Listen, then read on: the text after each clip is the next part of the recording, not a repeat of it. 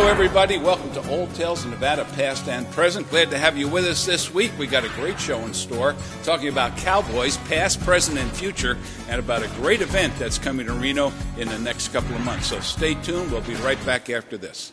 Hi, I'm Roy Marshall from the Marshall Mint, Virginia City and Reno, Nevada.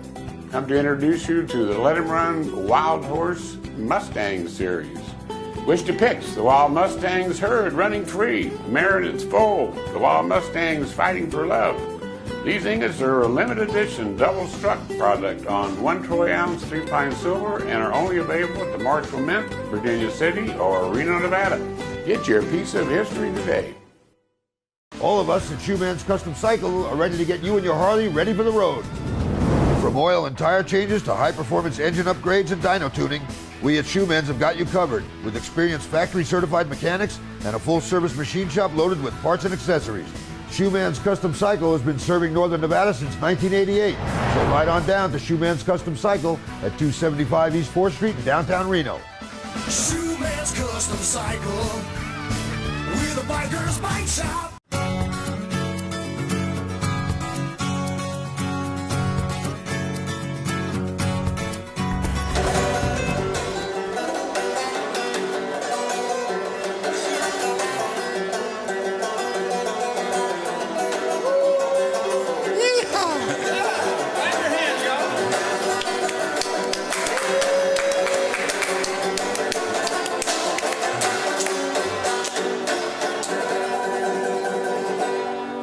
Hey, thank you, Larry Elliott, and welcome everybody to Old Tales of Nevada, past and present. I'm John O'Brien, the host of the show. My good buddy, Roy Marshall, not with us today, but we have a lot of people in the studio today, and we're going to be talking about the cowboy life, past, present, future. We're going to be talking about a great event coming here to Reno next month, I believe. We'll get the dates here as we go along. But on set with me right now is Cal Eldridge. And you're with the, tell us what organization that is so I get the name right here. Absolutely. I'm known as Quick Cal in my Quick game, Cal. and it's the Cowboy Fast Draw Association. Right, and you serve as the CEO? I'm the executive director. Yes, sir. Absolutely. And also with us today is our friend from Virginia City. And Doc Durden is his name. And boy, I'll tell you look like a cowboy. Thank you. Yes, indeed. Thank you. And how long have you been up in Virginia City there, This Doc? is my 13th year. 13th year. 13th Wonderful. year. Yeah. And we're going to talk about where you hail from and all that kind of thing as we get into our show. Like I said, Roy's not with us today, but he always tells us why we do the show. And we started this thing about 8 years ago on radio, and then we realized that we needed to show pictures, so we got it on TV. And the whole purpose of the show is to bring the history of Nevada to the populace here in northern Nevada. And we cover all kinds of subjects regarding history. And Roy's thought was that if we bring the important history that Nevada has developed over the years to the public here in Nevada, people generate a lot of pride about living here in Nevada because we're so important not only to the state but to the world with our gold production, our silver production. Where would we be without what comes out of the state of Nevada? And also in the military sense, we've been very important. And just the history of the United States. And we're going to be talking about some of that today with the cowboy life in Nevada. So that's the whole purpose of our show, and we've done 259 episodes, including this one. So we've got quite a track record, and it's being archived at the Historical Society here in Nevada and also with special collections over at UNR. So 50 years from now, people can look back and find out about the cowboys here in Nevada.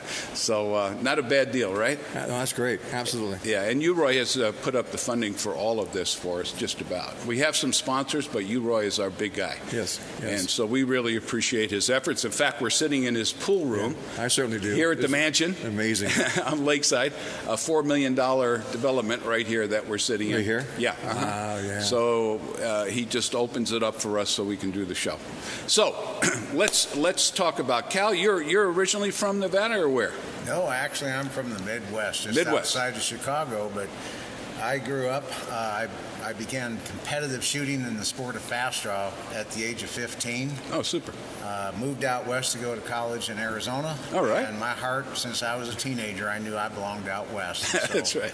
Northern Nevada is my home. Yeah, and isn't it a beautiful place, especially lately when we have these gorgeous blue skies and we see the Sierras behind us, snow-capped still at the end of, in the middle of June. Pretty amazing, huh? So glad to have you with us, Cal, Pleasure to be today. And Doc, where do you hail from? I started out in San Mateo in the Bay Area, California. All right. And how I started in the cowboy business was when I was 8 years old. My parents took us to Disneyland. How fun was that? What I didn't anticipate is going to Knott's Berry Farm. All right. And I'm thinking jams and jelly. Well, until we got there. Yeah. Once we got there, there's a whole cowboy theme. Okay. And I was hooked. Right then, I was absolutely amazed. All the cowboys holding up the overland stage, holding up the train. Sure. All the rides were geared to the Western flavor. Sure. It was just, I didn't want to leave. Yeah. I told my parents, send mail because I'm staying here. And that's how it's been, for my life. Isn't that amazing? I got hooked right then and there. Yeah. And the only thing I wanted to be was a cowboy. Yeah. Well, I think we all were that kind of way. You know, when we were younger, I grew up in the East Coast, but we used to have all of the TV shows with Roy Rogers and the Lone Ranger, and the list goes on and on. I can't even remember all of them, but we were all out there with our cap guns, playing cowboys and Indians out there in New Jersey. So it was a real thing back in the old days. You don't see the kids doing that today, which is a shame, but it may be because of the lack of top-of-mind awareness. People don't talk about the cowboys like they used to, And in fact, the event we're going to see happen here in Northern Nevada in July is going to be all about the cowboy lifestyle and the cowboy experience. Is that right? First week in August is the Cowboy Con. Yes. Okay, very good. And that is absolutely top shelf event. Yeah. Over 350 booths. It's just one cowboy after another. I'll have a booth, and I'll be dressed as you see here. Wonderful. Maybe a little bit over the top, but you can't miss me. Yeah, because you're a tall drink of water too. Yeah. What And my job, 6 of course, foot 5? when I'm there, is to meet everybody that walks through that door if I can. So hope to see you all there. Yeah, that's the cowboy way too. Very welcoming, right? A lot of hospitality in the Old West. Yes. Let's talk about the cowboy life a little bit, okay? The United States isn't necessarily unique with having people on a horseback. In fact, when we go all the way back to the beginning, right, Cal or Doc, either one of you can jump in here. The original wranglers or cowboys were actually imported from Spain, weren't they? Tell me about Well, the influence came from the vaqueros. Vaqueros. And they were quite the horsemen. There's no doubt about it. They Uh-huh. spent a lot of time on horseback and being able to herd cattle. And so that influence certainly transferred over the border. Yeah. And the Americans learned real quick. And so most of the stuff that we have as far as the chaps, the chinks, the spurs, the saddles that we use for cattle driving, influence came from the vaqueros. Isn't that amazing? And they're amazing cowboys. Yeah. And with that, then we were able to certainly do our job a lot more efficiently. And of course, this is where the bullwhip came from too. They all came from Spain. Exactly. Yeah. It was very costly to keep these cows moving. Yeah. You could do that by firing a gun. The gunshot will scare the cows and everything. Yeah. But it gets expensive. Yeah. So Did the cowboys always have guns on their side, even from the time they were here from Spain? Was that just part of the equipment, like your whip and lasso and all that kind of thing? You had rattlesnakes. You had all kinds of varmints. So you had to have some. You had to protect that cattle. Yeah. That was your bread and butter. That was job. Yeah. And everything. If you lose one, you lose a lot of money. Yeah. So your job was to get every one of those cows to their destination. That's amazing. Yeah. I was reading a little research on the original cowboys. They were called vaqueros, like you say, and they would come up and chase Mustangs around and take them down to Mexico. And in fact, they had quite a few herds that they had control over. And then I guess the Mexicans had to leave Texas because of Texas becoming a state and all that. Yeah. So all of these herds were just kind of left there. And then I don't know who got control of them, but then the cowboys had to round them up or whatever they did, right? Well, that got to be a big business. Yeah. They had all this cattle, and there's different states that needed that beef. Right. Oh, that's right. They did. Back east especially, I suppose. Yeah, well, and that's where all that skill came in, and where they'll be able to drive thousands of miles. Colorado, I'm thinking, first state. Yeah. And everything happened along the way. And to keep themselves entertained and whatnot, they would do different things between me and you, gun draws, fast gun. I'm faster than you are. No, you're not. Yeah, I am. So you go on the back and you have, so you keep yourself entertained. Okay. And so that's how the ranch rodeo started. All right. Where we're in competition with one another. Now, okay. Because some of the famous trails are like the Santa Fe Trail. Yes. Now, where did that go? Did that go into Colorado from Texas, or do you recall? I can't recall. It's from New Mexico, probably Santa Fe, I suppose. Yeah. So anyway, they were moving that meat, those cattle herds all over the United States. Well, Dodge City, Kansas became a cow town. Oh, I mean, it was all moving up to the Midwest to the end of the railroad. Right. Get the railroads. Yeah, right. to get them. Okay. And that's when the railroads came in. Yeah. But before the railroads came in, you were moving those cows everywhere. And right. Then the railroads came in. Absolutely, what you're saying is that made a big difference. Yeah. Huge difference. Now, what about the cowboy dress? Is this pretty much typical as to what a cowboy would wear out on the trail? Not at all. No, not at all. What are you dressed as? This is more of a gambler look, like gambler. a wired earp. Okay. Being a gambler and being a towns person, you wore the fancy duds. Okay. Okay. And for me, working in Virginia City, I got $30,000 in costumes. I could be anybody, anytime. Wow. Well, I used to have a Western theater group too, and so I was different characters on every skit. Oh, super. Loved it. But in Virginia City, the biggest bang for the buck is this costume right That's here. what they want to see. This is the biggest amount of attention. Yeah. And then for you, with your fast draw group, is it more the cowboy look with the chaps and all that kind of thing, or what? Well, it's a mix. You see a lot of the stuff, but the old ranching cowboys, they dress for work. Yeah. Let's face it. Yeah. They'd go to town on Saturday nights and they might dress up in their Sunday go-to meetings. Yeah. Kind of like what you got on, Doc. And so, but the actual, where I pick up on the story is more into the romance and the legend of the Old West. Right.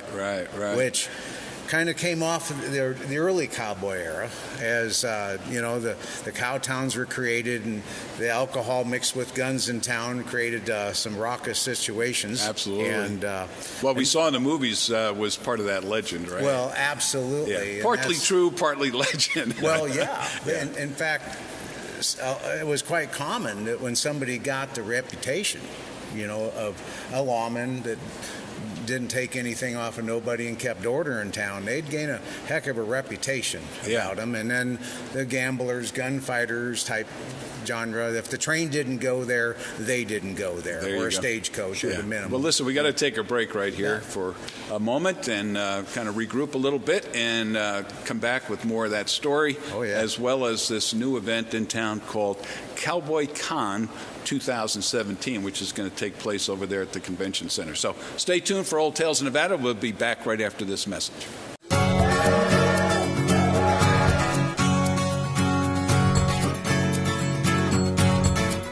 Buy Nevada First Gift Shop and Visitor Center at the Reno Town Mall is the place to buy local Nevada-owned products. There is over 4,000 square feet of unique items to choose from. Art, jewelry, books, music, inventions, clothing, candy, pottery, toys, even Nevada-made wine and more. Why, you can even purchase a gift basket full of Nevada-owned products. Buy Nevada First Gift Shop, located at the Reno Town Mall, 4001 Virginia Street in Reno. Buy local first. Hi, I'm Paula. And I'm Dan. We're the producers of the Tanner's Marketplace Antiques and Craft Shows at the Livestock Event Center on Wells Avenue. I'd also like to tell you about our everyday location. We're at Somewhere in Time on South Virginia Street. We're Antique Antiques, booth number 46. You'll find paintings by Nevada artists, collectible glass, vintage jewelry, Native American jewelry and baskets, antiques and unusual to unique items. Find it all at Antique Antiques inside Somewhere in Time at 1313 South Virginia Street. Come see us. Boutique Elegante presents a beautiful collection of summer fashions for every occasion. A day at the lake, a tropical holiday, patio parties, or special dinners. You'll find the perfect ensemble, add jewelry and accessories, and you're set to go. All at Boutique Elegante. Somewhere in Time is the place to find what will be treasured for all time. A store full of the unexpected, with a large selection of beer and sports memorabilia, vintage toys, casino and brothel memorabilia, vent and glassware, Disney collectibles, historic comic books, jewelry, a great selection of vintage neon, new and enlarged collections throughout the store. Have fun with the whole family. Check out all the inventory in the store. Find the unexpected that will be treasured for all time at Somewhere in Time on South Virginia in Reno. Boutique Elegante presents a beautiful collection of summer fashions for every occasion. A day at the lake, a tropical holiday, patio parties, or special dinners. You'll find the perfect ensemble, add jewelry and accessories, and you're set to go. All at Boutique Elegante.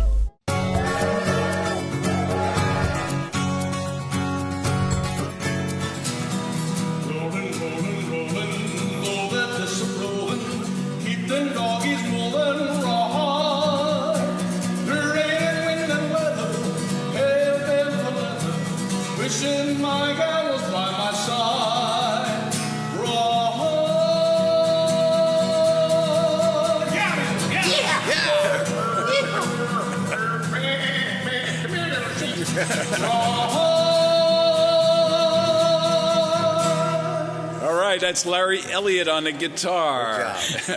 Great job, Larry. Thank you so much. Yeah, we're here in Old Tales of Nevada, past and present, and as you can tell from our set, we're talking about the cowboy in the United States, especially in Nevada. Nevada has a lot of cowboys, especially over in that eastern side right now, right? A lot of cowboys around the Elko area and just big outside ranches. of Fernley. Just outside of Fernley. Yeah, go east of Fernley, right? East of Fernley, and there's cowboy country. Yeah, boy, I was on the east side of Nevada coming back from Montana. It is so green on the east side of Nevada right now because of the winter we had, and all the way up into Idaho and Montana. It almost looked like Ireland. It was so green. If you get a chance to go out that way, do it.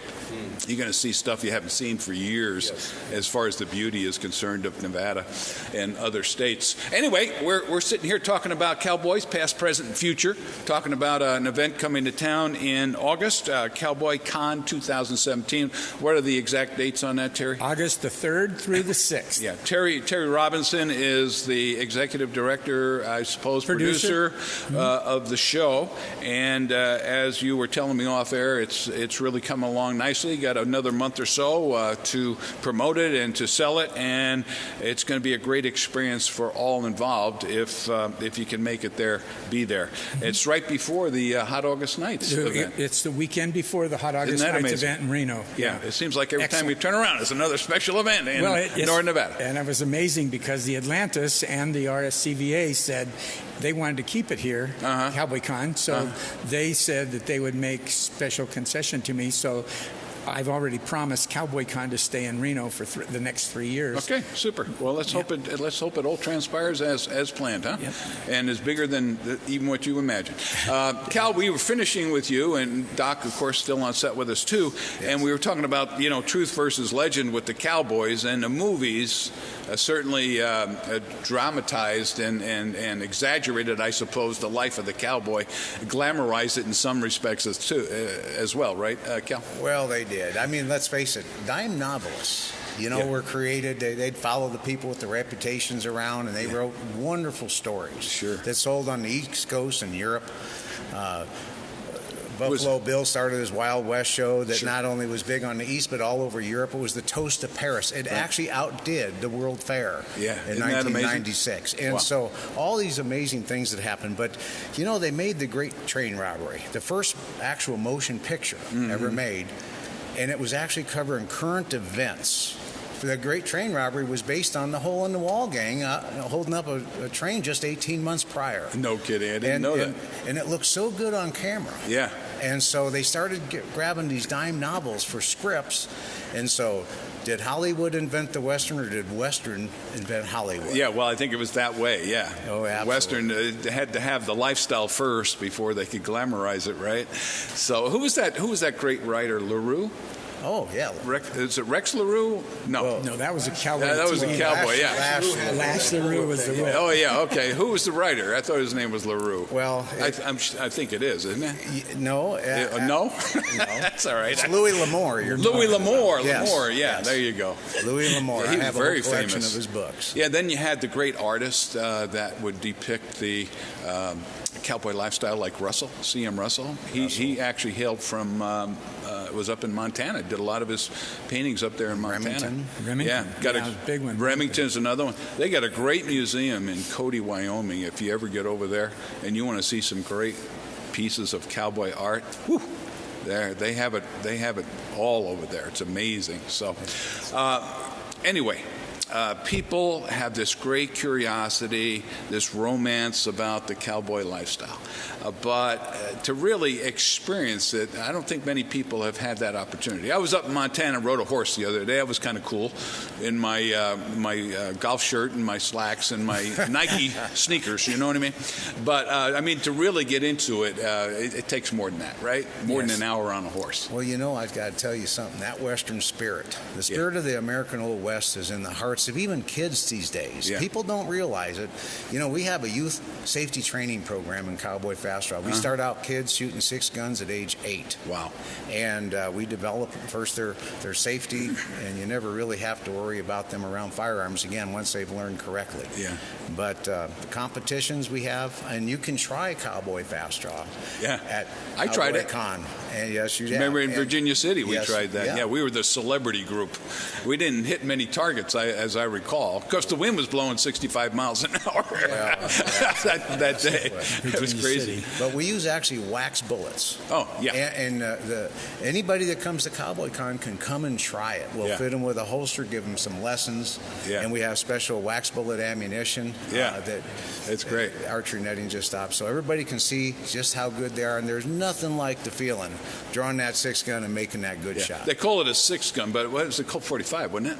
Sure. Well, is that the only gun that the Cowboys had? Very few had an actual single action Army 45 because it was created in 1873. Oh, okay. And most of them carried old cartridge conversions and things like that in the real Old West. Kind of a homemade kind of a weapon, really. Well, they would take the old Colts, the old Civil War Colts, and they would actually convert them from black powder to a cartridge. Oh, okay. And so there was a lot of conversions, like he talked about. Did they shoot straight?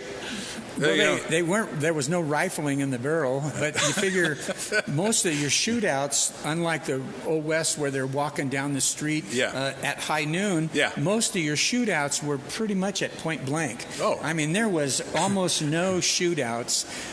You mean it wasn't like Gunsmoke? No. Oh, there was only one story where Wild Bill Hickok over a pocket watch did some kind of a shootout, but they say now that that's even more. Yeah. Well, didn't it have the big shootout at Tombstone or something like that out on the street? That was a big deal, right? The OK Corral, where it wasn't in the OK Corral, it was up the street from the OK Corral, and of course Wyatt Earp and his brothers and Doc Holliday were there, and then that was kind of the start of the end of the Red Sash Cowboys, which were a kind of a lawless group in themselves, and they kind of were the law and order, even though they had a town marshal and a town sheriff. And then the Cowboys kind of ran the town. Kind of like vigilante groups that you hear about. Vigilante, and they just kind of had their own justice. And you got the red sash right there, They would wear Doc. the red sashes. So when you saw that, you don't mess with those guys. You did. Because they could shoot straight. Exactly.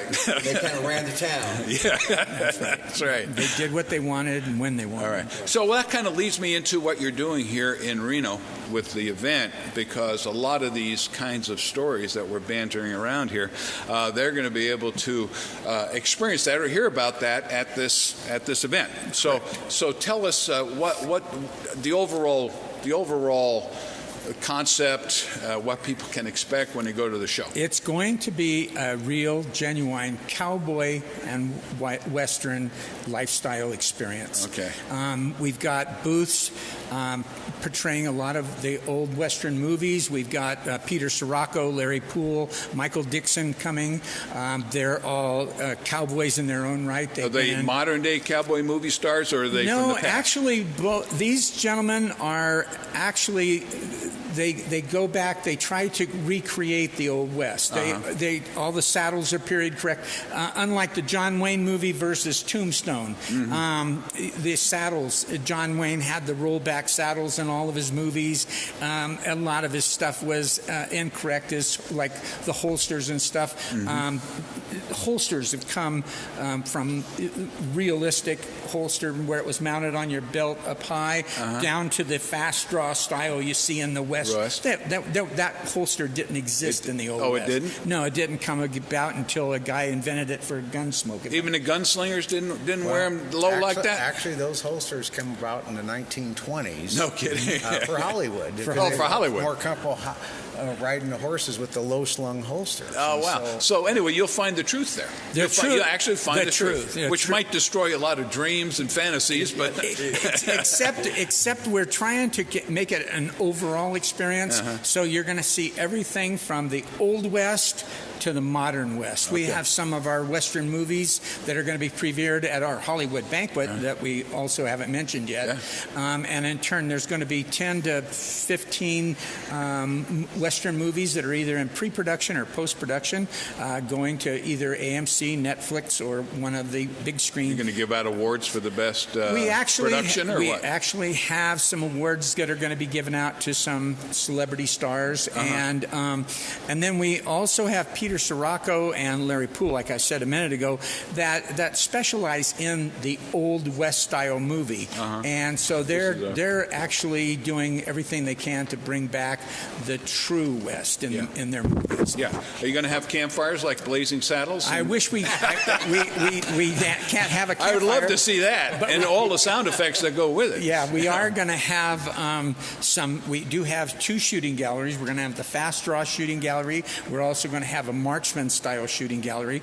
We have, these are all hands-on experiences. We got the Wells Fargo Stagecoach is going to be there. We have several other coach groups. We have a wagon train group going to be there with their wagons and stuff. We have... That would really be interesting for me, is to see a real-life wagon train equipped like the Donna Party. Exactly. You know what I mean? To see what goes into those wagons. Wagon train was on the way from from Lake Tahoe down to Placerville. I was coming up Highway 50, and I thought, holy smoke, I'm going to miss out. So I pulled over, and I flagged them down, and they pulled their wagons over, and they said, yeah, we'd like to come to Cowboy Con. All right. And so this was actually a reenactment wagon train that does it every year from Lake Tahoe to Placerville. All right, we've got to take a break again here, Terry, so hang on. Get more details as we come back from our break, so stay tuned. More Old Tales of Nevada, past and present, talking about cowboys right after this.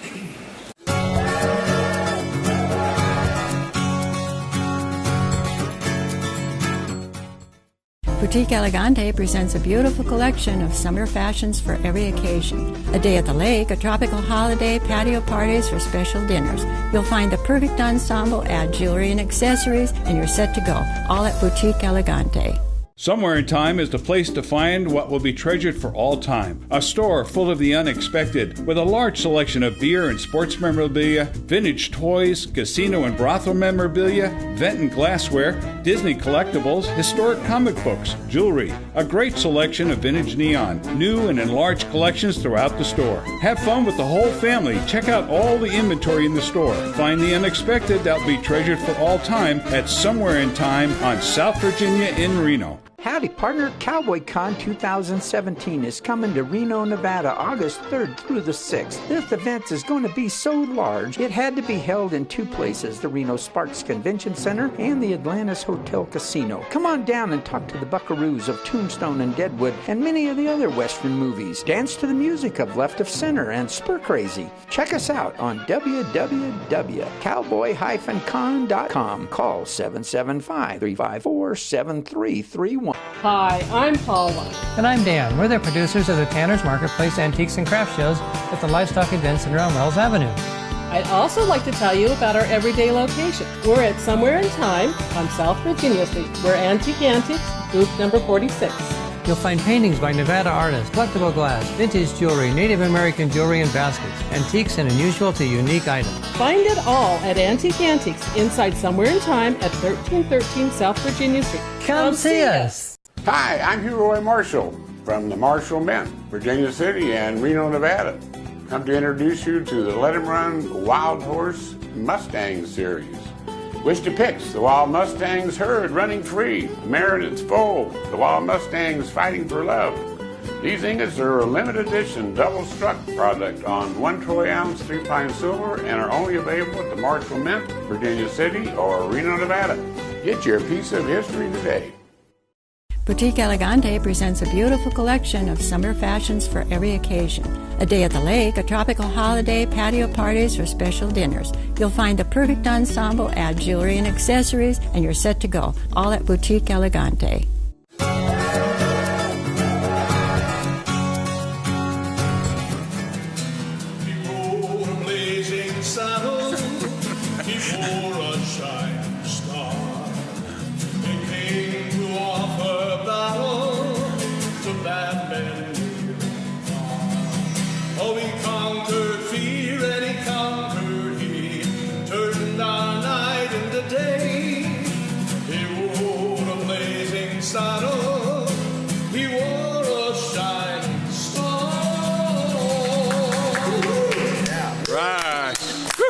One of my favorite cowboy songs.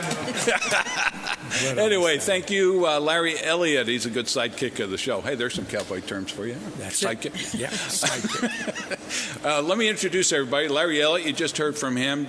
Doc Durden is here, and Cal Ehrlich from the Quick Draw organization. And we also have cowgirls now. We have Carol, and Carol, you're Lytle, right? Is that the whole name? That's the whole thing. Okay. But, John, you call you Blondie. Yeah, Blondie. Blondie, yes. And you're a Quick Draw contestant? Yes. Yeah. And champion?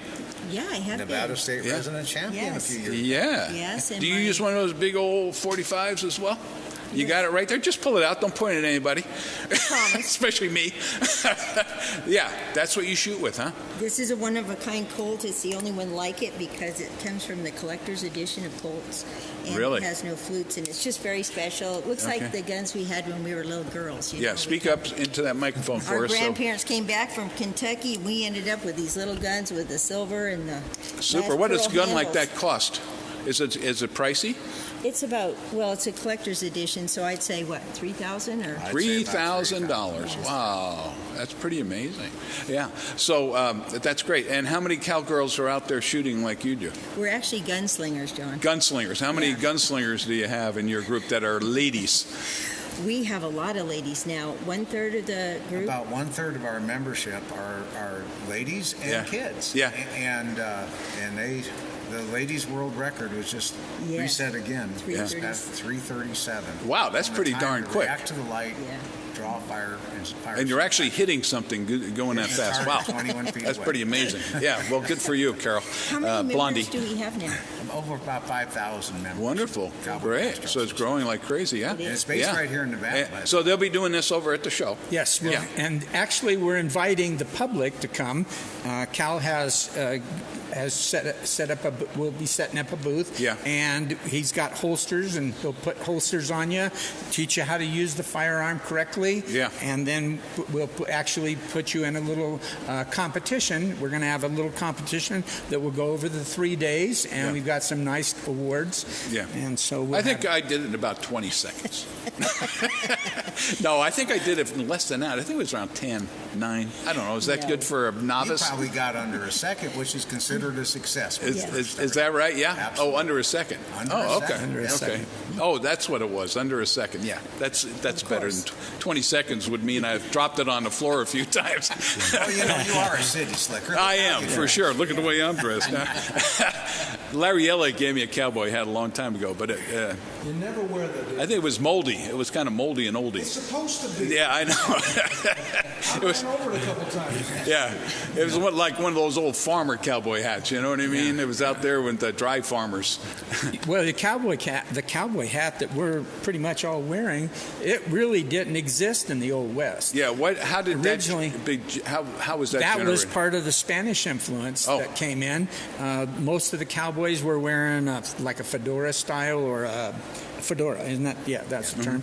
And they would just flatten out the brim and pucker the top a little differently. And then the Spanish influence came in with from, let's say, Texas up through Mexico, from Mexico up to Texas, and the broader brim came in, and Stetson invented the first cowboy hat like we have today. The Derby was the most popular hat ever sold turn of the century, and it was just an incredible hat being worn today, but this year kind of like the takeover. And then again, the movies, took those hats and did a lot of different things with them. Correct. And made them a special way for the individual cowboy or actor. Right. So a lot of different styles come into being. Are you going to have something like that, like a display of the historical? We are. Actually, we have a lot of historical costuming that will be there. I have about 4 different costume booths, some for sale. So people that'll come that won't have a costume on, and when they realize that they've walked into a Renaissance fair for cowboys, they're going to want to go, hey, I want to be part of this. Yeah. And we'll have costuming there available, and they can dress up for the whole 3 days. It's only $10 for all 3 days. $10 for all 3 days. You'll get a wristband. And you encourage people to come in their Western garb. Yes. In fact, that's my most common asked question when people see the flyer is, can I wear my costume? Yeah. And I go, yes. And then they go, can I wear my guns? Yes, you can wear your guns. They just have to be all secured. Yeah, exactly. I suppose you'll be checking that out. They have a security guard that will be at the door, and all the guns will be that are not in the competition will actually be secured with a zip tie. Oh, okay. Very good. So well, you can't be too safe. No, somebody get a live round in there by accident. Yeah. One time, I was at one of these gun shows in town. I was working for Channel 8 at the time. The guy wanted to have a remote at the show. Okay, a live remote at the show. So we're sitting there, and the producer decides, well, let's have them, demonstrate how one shoots. Okay, so he puts a blank in there, and this is at the Grand Sierra in a huge ballroom there, 500 booths, people everywhere. And they shoot this thing off. You know what happened? Everybody dove to the floor. This was live, by the way, on air. It was the first time and only time we did a remote at Channel 8 for a commercial client, because we actually cut from the remote because it was so embarrassing. I mean, people were laying on the floor, and then they got up and they were mad because they thought somebody was actually, they have shooting. rules at that show. Now, I used to put on shows there. Oh, okay. Where I'd use some low-power ammunition and things like that, but they got a little bit nervous. Yeah, there was, in fact, an accidental discharge there one time into the ceiling. Whoa! The gun was pointed at us, so they're a little bit. Careful, yeah. Shell shock. Yeah, shell shock. There you go. And when it comes to gun safety first, last and always. Yeah. So you're going to be in this convention center, Reno Sparks Convention Center. Parking is always, I guess it costs a few bucks to park. Yes. But I know if you're handicapped or disabled. Yeah, we have. There are several a lot of handicap spots there at the Reno Sparks Convention Center, and then parking is $5, I believe, and then, like I said, we have everything. There's going to be something for everybody at this event. Okay. What about food? Now, the cowboys being out on the range and on the trail didn't have the best of food. What did cowboys eat when they were out on the trail? Doc or Cal, was it always beans? That's what you see in the movies, beans and bacon. A lot of canned foods. Yeah. Make it easy. And jerky, I suppose. A Dutch oven, if you were lucky enough to have some sweet bread made out of that, or pies and things. Yeah. But they would cook those on the old fire. Okay. And that's usually one of the events. All the events I've been throughout the country would have a Dutch oven type thing going, and they would cook up cakes and things like that. Oh wow! Cornbread. Cornbread.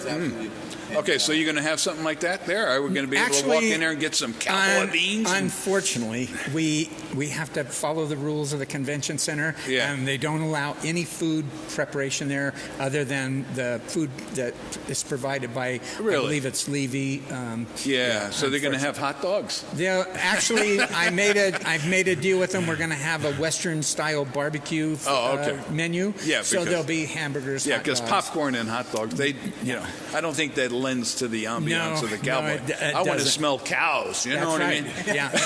Well, it's funny, the smell of leather. It's amazing. That's one of the one smells that relates to all of us that have the cowboy in us. It's just like you smell leather, and it's just like takes you back, right? Takes you back. Yeah. You up in Montana, where I lived for 20 years, you go by a feedlot and you'd say, "Oh my God, what's that smell?" No. That's not smell. That's money. You know, that's what they did. Say what smell? What smell? It's right. funny. They took and rented Melody Ranch for when the producers of Tombstone took over Melody Ranch down in Santa Clarita. One of the first things they did was they wanted to make it as authentic as they could. Yeah. They never, in the 5 years of production, picked up any poop.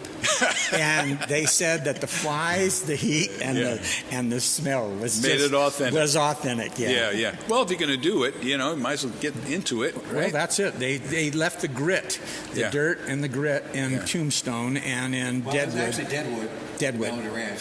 Yeah. I was on the set of Deadwood. Oh, okay. And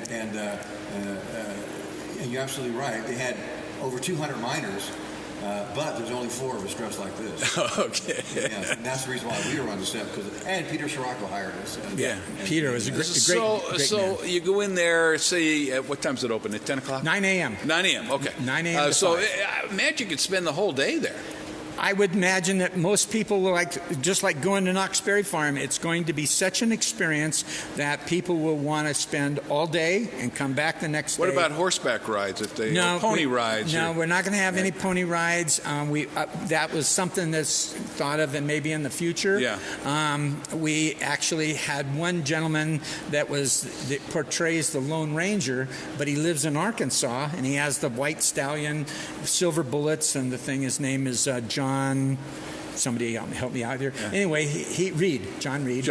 And he was going to come and bring his horse, and the Atlantis was going to make us a little area in the thing where he could do his act with his horse. But it's too far for him to come and bring the horse. I got you. Well, maybe one of these days, you do it at the rodeo grounds. Well, with that, you probably thought about that too. We've been asked about that too, and then we actually thought of in years to come of doing some cowboy competition, something like the old ranch rodeo. The old ranch rodeo. The old ranch rodeo that will be actually at the Livestock Event Center that will be run at the same time. Right.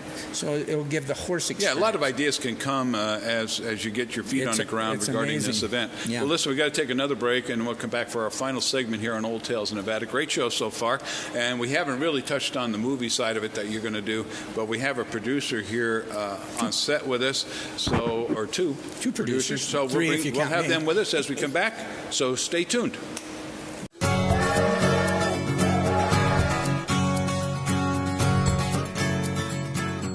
Howdy, partner. COWBOY Con 2017 is coming to Reno, Nevada, August 3rd through the 6th. This event is going to be so large, it had to be held in 2 places, the Reno Sparks Convention Center and the Atlantis Hotel Casino. Come on down and talk to the buckaroos of Tombstone and Deadwood and many of the other Western movies. Dance to the music of Left of Center and Spur Crazy. Check us out on www.cowboy-con.com. Call 775-354-7331. You have got to come and see our bridal designer collection here at Precision Diamonds.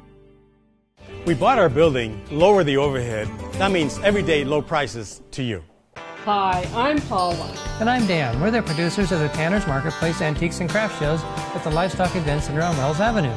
I'd also like to tell you about our everyday location. We're at Somewhere in Time on South Virginia Street. We're Antique Antiques, booth number 46.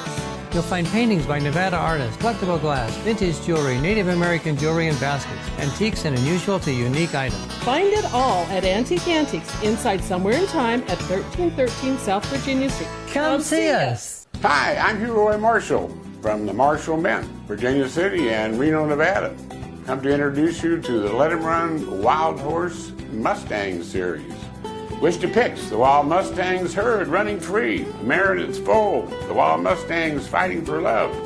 These ingots are a limited edition double-struck product on 1 troy ounce 3-pine silver and are only available at the Marshall Mint, Virginia City, or Reno, Nevada. Get your piece of history today.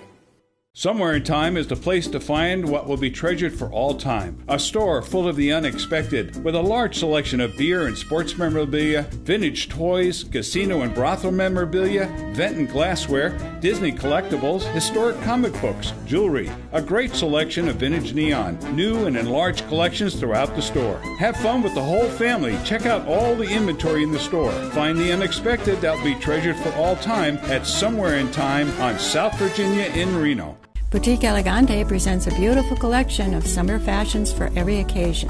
A day at the lake, a tropical holiday, patio parties, or special dinners. You'll find the perfect ensemble, add jewelry and accessories, and you're set to go. All at Boutique Elegante. We bought our building, lower the overhead. That means everyday low prices to you. Everything is handpicked here at Precision Diamonds.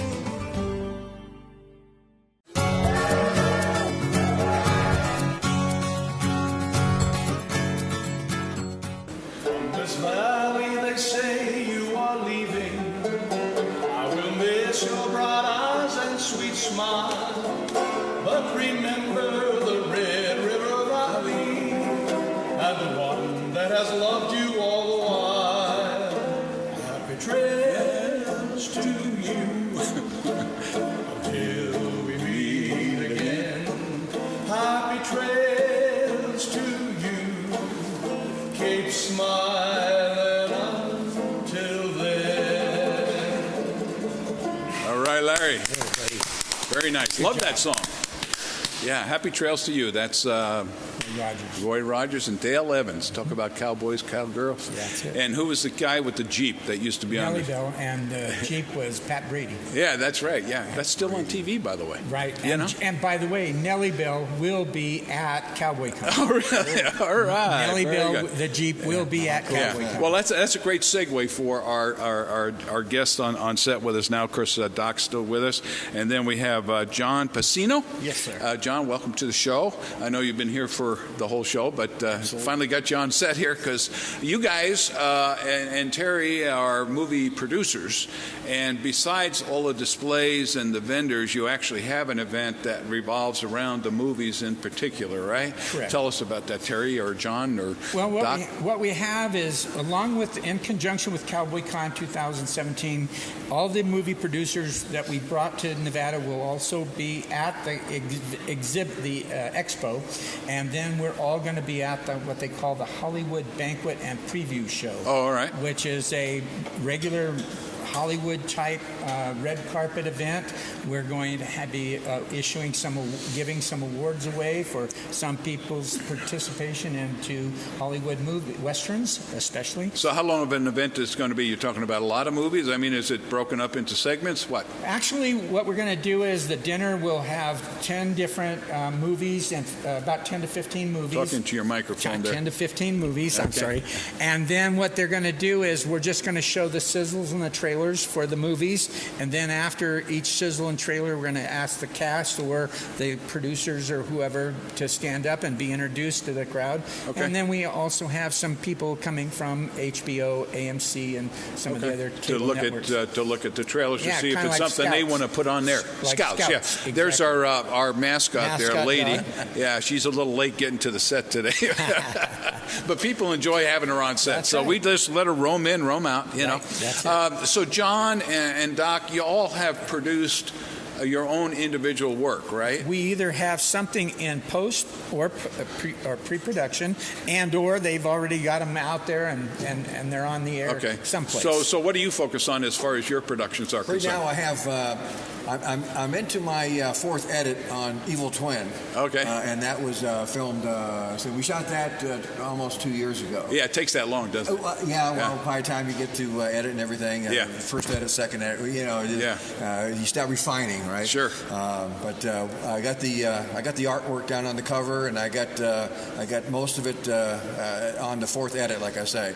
But now we're in post-production on a movie that we did this weekend at my facility, which is Virginia, Nevada Studios in Virginia City. In Virginia City. I didn't know they had one up there. Well, it's new. I built it 2 years ago. Oh, I started building it, Do you have all the equipment, the lights, the cameras, the action, the whole thing? Absolutely. John Pacino right here, he used for a scene, he used the facility there for a scene, and he had a full crew, the whole deal, and I enjoyed watching John do his movie, and we certainly have a poster here that needs to be seen. Yeah, the Destiny? is absolutely top shelf on it. Yeah, I'll show it to you right here. Yeah, it's called Destiny. Yes. Okay. And how long did it take you to make this movie, John? We're still in production. Still in production. Yeah, we're shooting Virginia City and Washoe Lake. Wow. We have full crew. Most of the extras and actors come locally. Yeah. Wardrobe came from Fred's closet, and that's where. So how do you fund these things? I mean, you don't make a movie for for what we do our TV show for. I mean, it costs a lot of money to make movies. Do you find that the funding is available through the state? Do you get it through other venture capitalists? How do you go about getting your funding? The state just approved a grant for funding for movies. But we're not under that because we started prior. We started last year. So our funding's coming from individuals, partnerships, agreements. Okay. It's an independent film. The actors are Screen Actor Guild. Our crew is professional. Okay. They don't do it for like the weekend. They do it every day for a living. How many cameras do you use in a shoot? Well, we typically we're using one primary, but we actually have 4 different cameras. Okay. Now, do you have a director? Are you the director? I'm the director. I wrote it. I directed it. Producer. You screenplay the whole thing, right? Yes. It's based off a book or original poem. Off a towel. Poem. A poem. Okay. One of our guys you got that wrote a little poem. southern accent there. It's New Jersey. Don't tell me. Hey, I'm a Jersey boy myself. But South Jersey, they definitely have an accent. Up in North Jersey, we don't. No.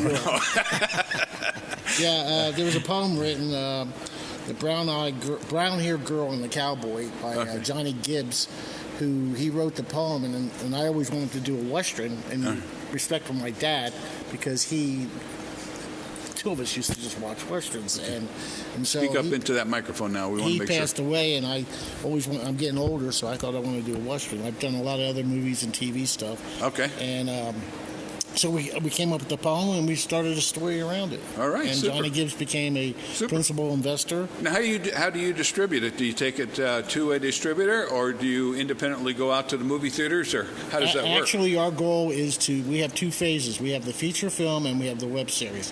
And we're looking at Netflix to put it on, and we're looking Showtime, Amazon. That seems to be the more profitable and more how can I put it? Yes, it stays in play longer than just being on the big screen. Okay. Yeah, in fact, our shows now are on, we have our own YouTube channel. Old Tales of Nevada, Past and Present. Yeah. And we have our own Facebook, and we have a website that's being reconstructed. So now that's what you have to do nowadays.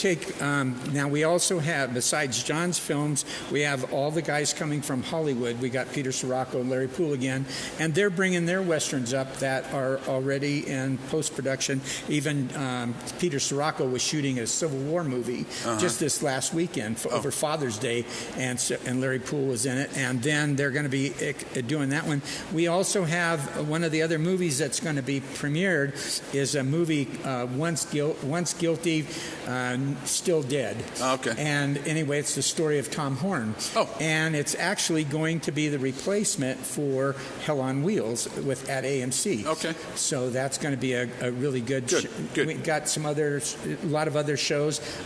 Most of the stuff that Peter Sirocco does instantly just goes right straight to Netflix. In It fact, does. if you go to the Western section of Netflix and just start checking, you're going to find Peter Sirocco in about a third of A lot of his productions, yeah. lot of his productions. Do you find that the public is yearning and desiring more of the Western type of themes?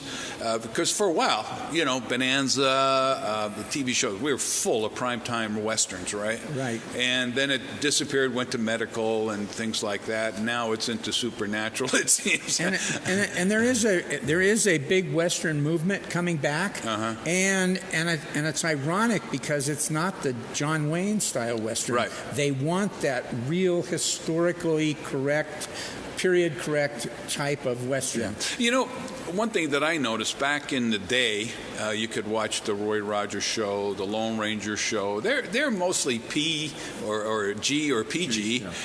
Now when I look at the reviews, they're all R or worse than R. And the reason why is the popularity. Your viewing audience will more readily watch a R-rated rather than a G-rated. Really? No kidding. Absolutely. See, now I think you lose out though on the younger side of the audience because they can't go see an R unless their parents take them there. And personally, I wouldn't want to take my son or daughter when they're that young to an R-rated thing where a guy's getting shot in the head and they show the gore and the thing and Yeah. Well, I think it's geared to demographics of spending money. Yeah. Teenagers tend to waste more money than the older adults. Which movies were more refined and tuned up for them. So when you go R, teenagers find it exciting and they can get in. Yeah. And they get spendable cash because they don't have the mortgage. Yeah. They don't have all the things. And that's sad in a way because I think you do have you miss out on that younger audience. Because how did I get interested in the Western lifestyle and want to go out west? It's because I was watching Roy Rogers and Dale Evans and the Lone Ranger. You see what I'm saying? You have network television and then you have cable network television. Yeah. And when HBO brought in Deadwood, I mean, the profanity in Deadwood was one of the things that the owners of Melody Ranch said was they were standing on the set and everybody was cussing. I mean, there was cuss words every third word. If you were to watch an episode of Deadwood or all of the episodes of Deadwood, it was just profanity. Yeah. I mean, you can't even say those. The sidebar on that is that even though I was on the set of Deadwood, never heard a swear word. Really? Is that right? You never heard one? Never heard one. I was just as surprised when that movie came out with all the cuss words. I was in a little different section, I guess. Yeah. But it doesn't even seem natural when I see that kind of a show that with all the cuss because people don't in every day, not every day today, but in those days that was the language.